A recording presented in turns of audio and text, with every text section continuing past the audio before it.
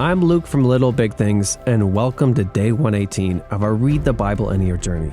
Today we're exploring themes of renewal, commitment, and the joy of worshiping God. We'll see how the people of Israel recommitted themselves to God's covenant and how Jesus cleansed the temple, reminding us of the importance of keeping our worship pure and focused on God. These ancient challenges can still confront us in our modern world, showing us again how the Bible is alive today. Nehemiah chapter 10. Those who sealed it were Nehemiah the governor, the son of Hakaliah, Zedekiah, Seraiah, Azariah, Jeremiah, Pashur, Amariah, Malchijah, Hattush, Shebaniah, Malach, Haram, Meremoth, Obadiah, Daniel, Ginnethon, Baruch, Meshullam, Abijah, Mijamim, Masiah, Bilgai, and Shemaiah. These were the priests.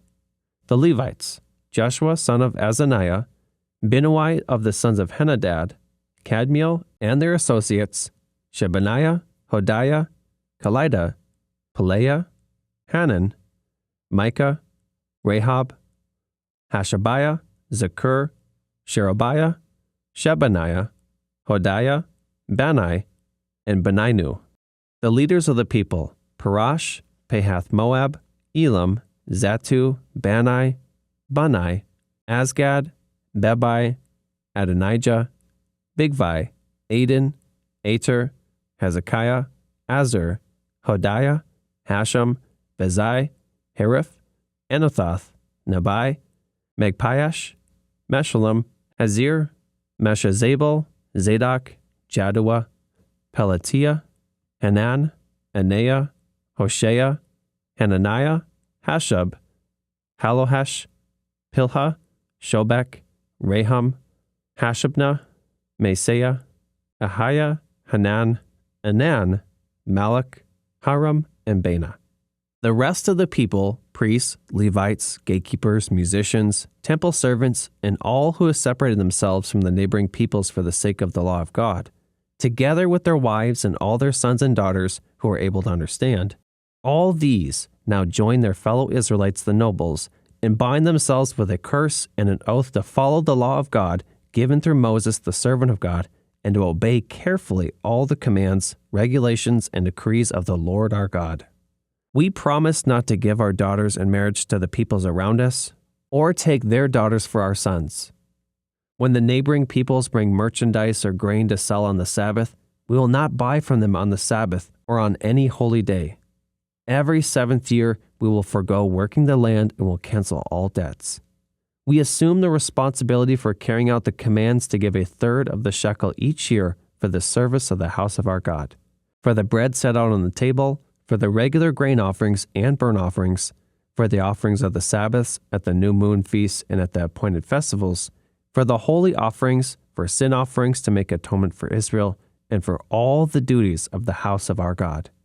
We, the priests, the Levites, and the people, have cast lots to determine when each of our families is to bring to the house of our God at set times each year a contribution of wood to burn on the altar of the Lord our God, as it is written in the law. We also assume responsibility for bringing to the house of the Lord each year the first fruits of our crops and of every fruit tree. As it is also written in the law, we will bring the firstborn of our sons and of our cattle, of our herds and of our flocks to the house of our God, to the priests ministering there. Moreover, we'll bring to the storerooms of the house of our God, to the priests, the first of our ground meal, of our grain offerings, of the fruit of all of our trees, and of our new wine and olive oil. And we'll bring a tithe of our crops to the Levites, for it is the Levites who collect the tithes in all the towns where we work.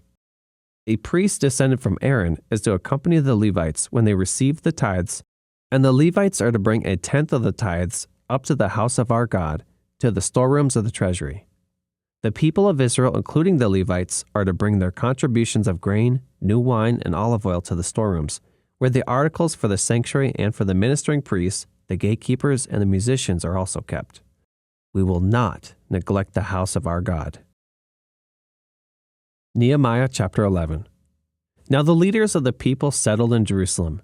The rest of the people cast lots to bring one out of every 10 of them to live in Jerusalem, the holy city, while the remaining 9 were to stay in their own towns. The people commended all who volunteered to live in Jerusalem. These are the provincial leaders who settled in Jerusalem. Now some Israelites, priests, Levites, temple servants, and descendants of Solomon's servants lived in the towns of Judah, each on their own property in the various towns, while other people from both Judah and Benjamin lived in Jerusalem.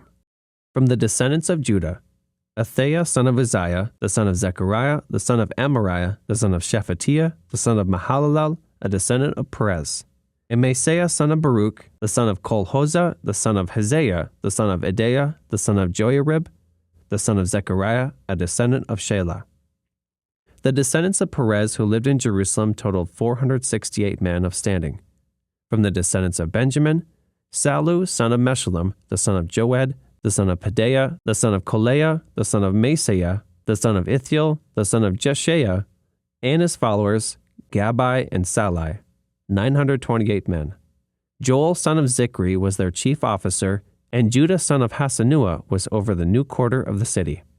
From the priests, Jedaiah the son of Joiarib, Jachin, Seraiah son of Hilkiah, the son of Meshullam, the son of Zadok, the son of Marioth, the son of Ahitub, the official in charge of the house of God, and their associates who carried on the work for the temple, 822 men.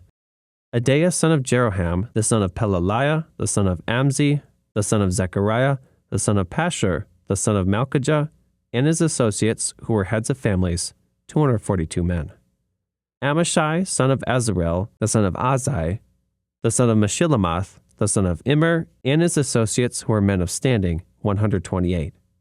Their chief officer was Zabdiel son of Haggadolam.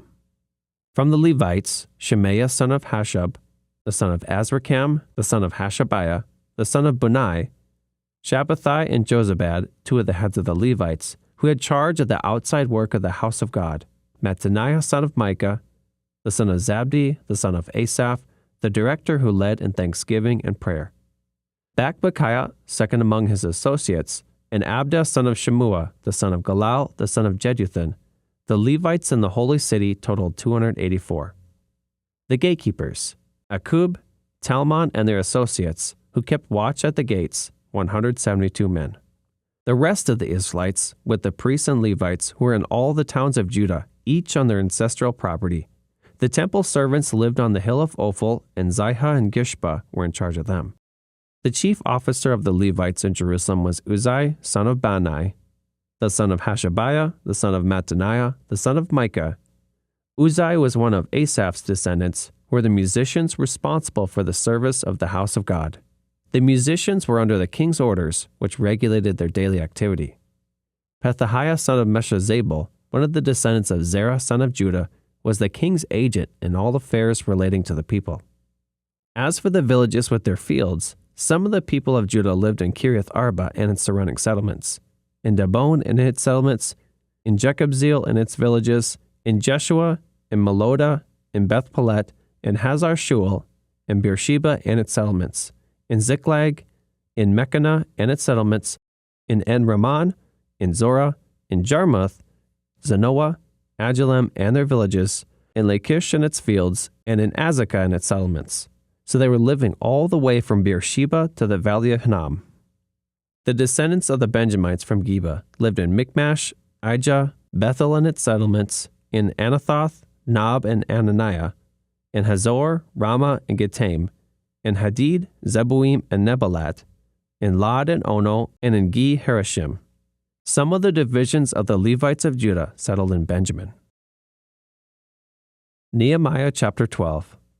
These were the priests and Levites who returned with Zerubbabel son of Shealtiel and with Joshua, Seraiah, Jeremiah, Ezra, Amariah, Malach, Hattush, Shechaniah, Rehum, Meremoth, Iddo, Ginnathon, Abijah, Mijamim, Moadiah, Bilgah, Shemaiah, Joiarib, Jedaiah, Sallu, Amok, Hilkiah, and Jedaiah.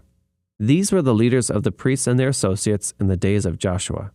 The Levites were Jeshua, Binnui, Kadmiel, Sherebiah, Judah, and also Mattaniah, who together with his associates was in charge of the songs of thanksgiving. Bakbukiah and Unai, their associates, stood opposite them in the services. Joshua was the father of Jehoiakim, Jehoiakim the father of Eliashib, Eliashib the father of Joiada, Joiada the father of Jonathan, and Jonathan the father of Jaddua.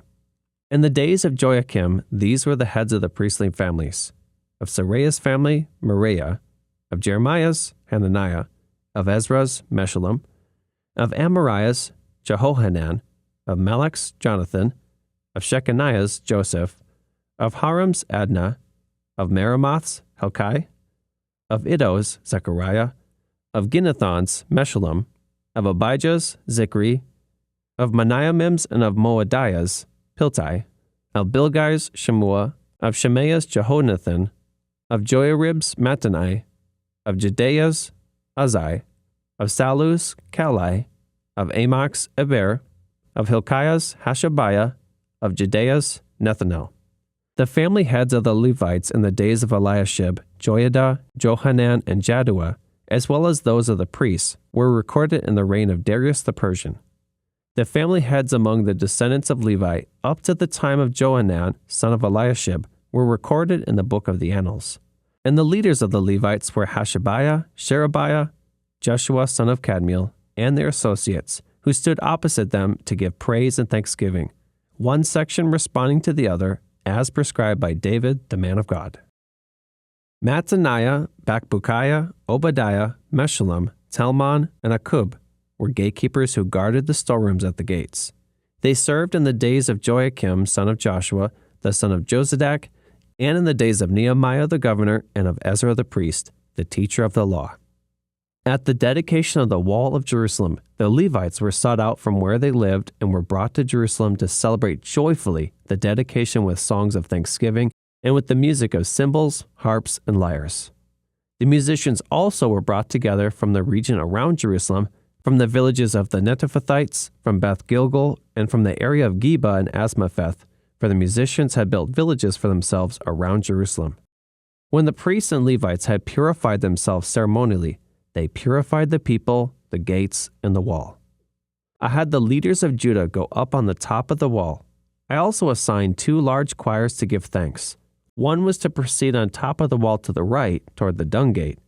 Hoshea and half the leaders of Judah followed them, along with Azariah, Ezra, Meshullam, Judah, Benjamin, Shemaiah, Jeremiah, as well as some priests with trumpets, and also Zechariah son of Jonathan, the son of Shemaiah, the son of Mattaniah, the son of Micaiah, the son of Zakur, the son of Asaph, and his associates Shemaiah, Azarel, Milalai, Gilalai, Maai, Nethanel, Judah, and Hanani, with musical instruments prescribed by David, the man of God.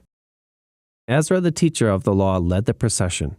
At the fountain gate, they continued directly up the steps of the city of David on the ascent to the wall and passed above the site of David's palace to the water gate on the east.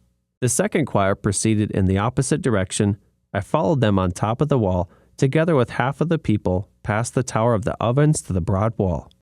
Over the gate of Ephraim, the Jeshanah gate, the fish gate, the tower of Hananel, and the tower of the 100, as far as the sheep gate. At the gate of the guard they stopped. The 2 choirs that gave thanks then took their places in the house of God. So did I, together with half of the officials, as well as the priests, Eliakim, Messiah, Meniamin, Micaiah, Elionai, Zechariah, and Hananiah with their trumpets. And also Maaseiah, Shemaiah, Eleazar, Uzai, Jehohanan, Malchijah, Elam, and Hazer. The choir sang under the direction of Jezrahiah. And on that day they offered great sacrifices, rejoicing because God had given them great joy. The women and children also rejoiced. The sound of rejoicing in Jerusalem could be heard far away. At that time, men were appointed to be in charge of the storerooms for the contributions, first fruits, and tithes. From the fields around the towns they were to bring into the storerooms the portions required by the law for the priests and the Levites, for Judah was pleased with the ministering priests and Levites. They performed the service of their God and the service of purification, as did also the musicians and gatekeepers, according to the commands of David and his son Solomon.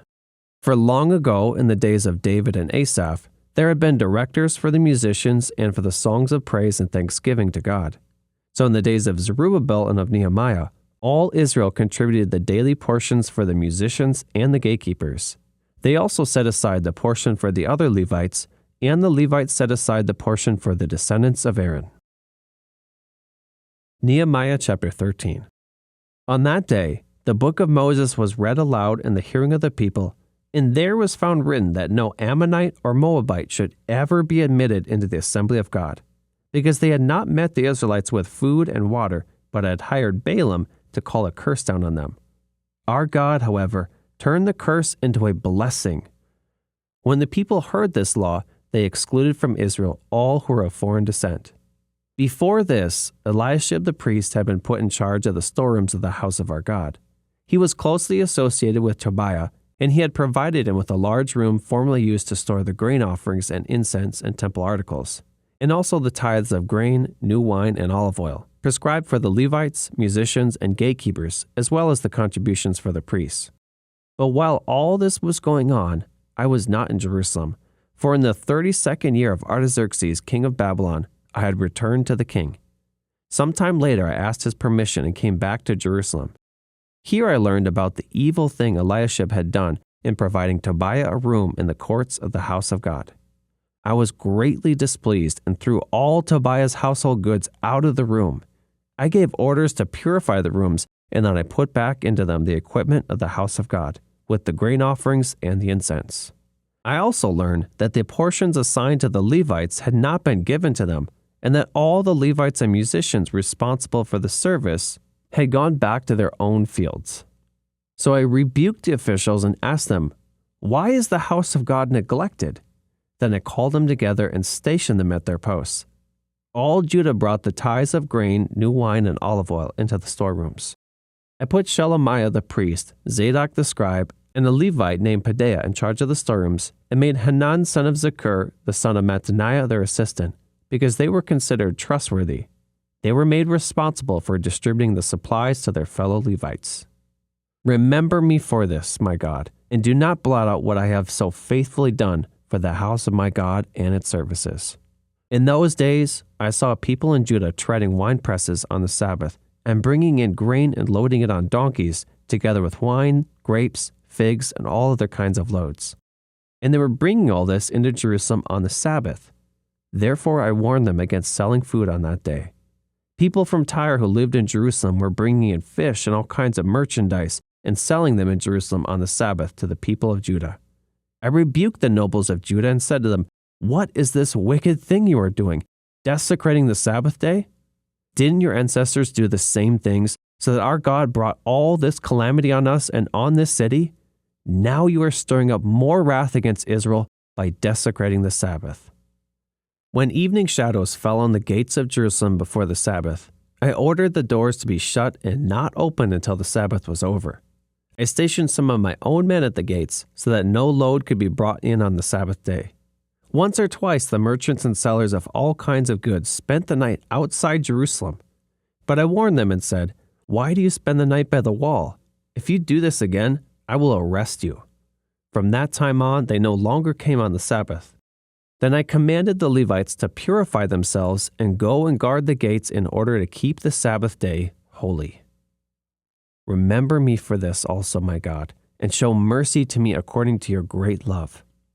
Moreover, in those days I saw men of Judah who had married women from Ashdod, Ammon, and Moab. Half of their children spoke the language of Ashdod or the language of one of the other peoples, and did not know how to speak the language of Judah. I rebuked them and called curses down on them. I beat some of the men and pulled out their hair. I made them take an oath in God's name and said, "You are not to give your daughters in marriage to their sons, nor are you to take their daughters in marriage for your sons or for yourselves."